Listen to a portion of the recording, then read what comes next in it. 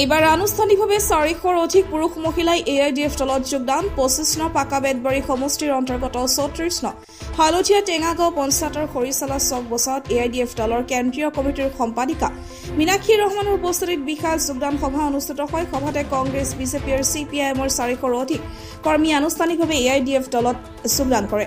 কালি সন্ধিয়া খৰিচালা চক বছৰত বিশাল যোগদান সভা অনুষ্ঠিত হয়। সভাতে মীনাক্ষী ৰহমানে কৈছে, ইতিমধ্যে আমি চিনেমাৰ ট্ৰেইলাৰ চালো, BTC নিৰ্বাচনত এটা উচিত নাপালে কি জিৰ' কংগ্ৰেছ।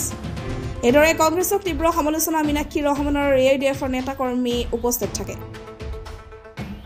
আজি খুব ভাল লাগিছে, মানে পাকা বেতবাৰী সমষ্টিৰ অন্তৰ্গত হালধীয়া টেঙাগাঁও গাঁও পঞ্চায়তত আজি এখন বিশাল যোগদান পৰ্ব আছিল, য'ত মীনাক্ষী বাইদেউ নিজেও উপস্থিত আছিল। ইয়াত আমাৰ ভাল লাগিছে। ৰফিকুল ইছলাম ওৰফে কাল্টু বুলি কয় সকলোৱে, কাল্টু নাম ক'লে সকলোৱে চিনি পায়। ৰফিকুল দাই আজি প্ৰায় 3-4 মান ইয়াৰে পঞ্চায়তৰ বিভিন্ন গাঁৱৰ পৰা তেখেতে আজি AIDF দলত যোগদান কৰাইছে। তেখেতক আমি দলৰ ফালৰ পৰাও ধন্যবাদ দিছোঁ। আমাৰ কেন্দ্ৰীয় নেত্ৰী মীনাক্ষী বাইদেউ ডাঙৰানীয়েও যথেষ্ট ধন্যবাদ দিছে। তেখেতে আগতে কংগ্ৰেছ কৰিছিল, কংগ্ৰেছৰ ওপৰত অসন্তুষ্ট হৈ কংগ্ৰেছৰ নিয়ম নীতিৰ ওপৰত অসন্তুষ্ট হৈ তেখেতে আমাৰ দলত আজি আনুষ্ঠানিকভাৱে যোগদান কৰিছে।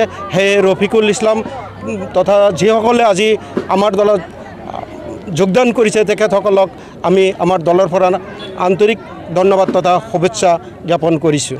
কংগ্ৰেছ মানেই ধৰক দালাল ৰাজ চলি আছে। কংগ্ৰেছত কোনো ধৰণৰ মানুহ সুৰক্ষিত নহয়। আজি যি ধৰণৰ ডিটেনশ্যন কেম্প বাংলাদেশী কিবা কিবি কৰি আছে, উচ্ছেদ চলাই আছে, এইবিলাক চবতো কংগ্ৰেছৰ দিনতে কৰিছে। নেলি হত্যা চব কংগ্ৰেছৰ পৰাই ষ্টাৰ্ট হৈছে। কংগ্ৰেছে এইবিলাক কৰি থৈ গৈছে। বিজেপিৰ নামহে কৈ আছে, কিন্তু বিজেপিয়ে কাম কৰা নাই, তো সেইটো বেলেগ কথা। কিন্তু এইবিলাক কামতো আগতে কংগ্ৰেছেই কৰিছে না, তো আমাৰ AIDF এইবিলাক কৰা নাই। আমিতো বহুত দিন ধৰি চাই আছোঁ খালি যে AIDF দল কি কৰি আছে। আজি ইমান দিন আমি সময় ল'লোঁ, ভাবি চিন্তি চাই, তেতিয়াহে আমি ভাবিলোঁ যে নাই এতিয়া আঁকোৱালি আমাৰ AIDF ল'ব লাগিব। নিশ্চিতভাৱে আমি ভাবি চিন্তি সেইকাৰণে আমি AIDF আঁকোৱালি ল'লোঁ।